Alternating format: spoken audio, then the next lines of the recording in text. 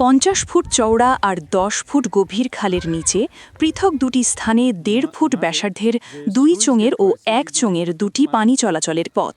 স্থানীয়রা এগুলোকে বলে স্লুইজ গেট। এমন সরু পথে পানি বাধাগ্রস্ত হয়ে খালের বেশিরভাগ অংশ ভরাট হয়ে গেছে। ফলে বর্ষা মৌসুমে লক্ষ্মীপুর ও নোয়াখালী জেলার 3 উপজেলার 4টি ইউনিয়নে পানি আটকে জলাবদ্ধতা দেখা দেয়। আর শুষ্ক মৌসুমে পানির অভাবে জমিতে সেচ দিতে পারে না কৃষকরা।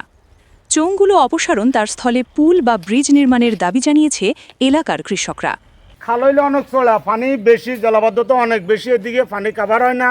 এই জন্য এখানে বড় চুঙ্গা দেওয়া দরকার বা একটা ব্রিজ করা দরকার, কালভার্ট করা দরকার। এখানে ছোট ছোট 2টা চুঙ্গা আছে, কত মনে হয় 2 ফুট বাই 2 ফুট, এগুলা পানি কোনোরকম কাভার হয় না। এই জন্য এই অঞ্চল বলতে ধরেন খালটা অন্তত 50-60 ফুট চড়া হবে। চুঙ্গা আছে ধরেন 2 ফুটই 2টা চুঙ্গা আছে আর কি।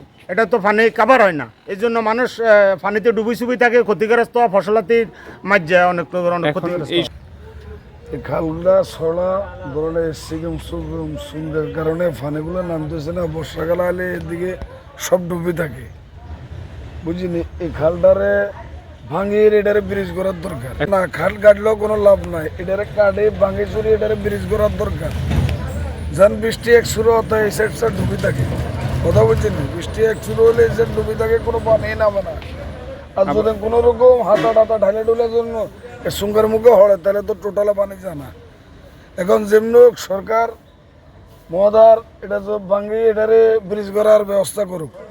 এলাকা ঘুরে দেখা গেছে নোয়াখালীর সদর উপজেলার আন্ডারচর ইউনিয়নের ভুলুয়া নদী থেকে শুরু হওয়া খালটি লক্ষ্মীপুরের কমলনগর উপজেলার মুছার খালের সাথে মিলিত হয়েছে। স্থানীয় এলাকাবাসী কিংবা পানি উন্নয়ন বোর্ড কেউই এই ঐতিহাসিক খালটির নাম জানাতে পারেনি। প্রায় 50 ফুট চওড়া এবং 10 কিলোমিটার দৈর্ঘ্যের এই খালটির 2টি স্থানের ওপর দিয়ে চলে গেছে তোরাবগঞ্জ হাজীগঞ্জ সড়ক। তোরাবগঞ্জ হাজীগঞ্জ সড়কের মৌলভীর হাট সংলগ্ন স্লুইজ গেট এলাকায় এ খালের নিচে 1.5 ফুট ব্যাসার্ধের 2 চোঙের একটি পথ রয়েছে। স্থানীয়রা দোকান বসিয়ে সেটাও দখল করে ফেলেছে। পাশেই রয়েছে পানি উন্নয়ন বোর্ডের একটি পরিত্যক্ত অফিস। অন্যদিকে একই সড়কের চৌধুরী বাজার এলাকায় রয়েছে আরও একটি 1.5 ফুট ব্যাসার্ধের চোঙও।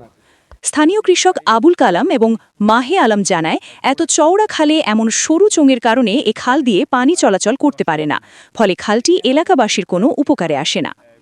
স্থানীয়ভাবে খোঁজ নিয়ে জানা গেছে, আনুমানিক 1960 সালের দিকে বন্যা নিয়ন্ত্রণের উদ্দেশ্যে পাকিস্তান সরকার এ খালটি কাটে এবং খালের বিভিন্ন স্থানে সরু পাইপের চোঙও তৈরি করে।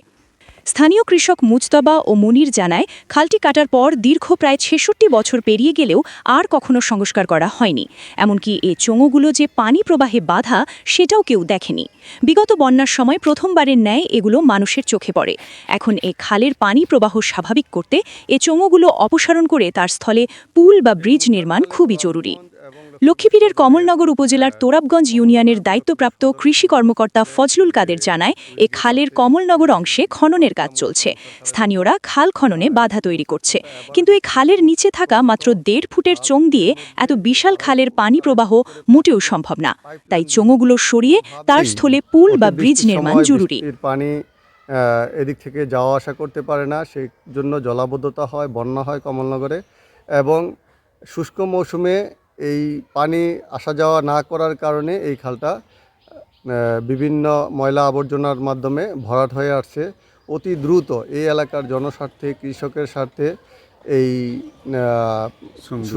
সুইচ গেটটা সংস্কার করা অতীব জরুরি এবং এটাকে হয় কালভার্ট অথবা বড় আকারের সুইচ গেট অথবা এখানে একটা ব্রিজ নির্মাণ করে এই সমস্যার সমাধান করা যেতে পারে। স্থানীয়ভাবে জানা গেছে, নোয়াখালীর সদর উপজেলার আন্ডারচর ইউনিয়নের ভুলুয়া নদী থেকে শুরু হওয়া এ খালটি পশ্চিম দিকে লক্ষ্মীপুরের কমলনগর উপজেলার তোরাবগঞ্জ এবং সদর উপজেলার তেওয়ারীগঞ্জ এবং ভবানীগঞ্জ ইউনিয়ন হয়ে তোরাবগঞ্জ বাজারের মুছার খালের সাথে মিলিত হয়েছে। এ খালটি এ এলাকার কৃষি উৎপাদন ও পানি নিষ্কাশনে বড় ভূমিকা রাখতে পারে বলে মনে করছে স্থানীয়রা। লক্ষ্মীপুর 24 বিশ্বজুড়ে লক্ষ্মীপুর।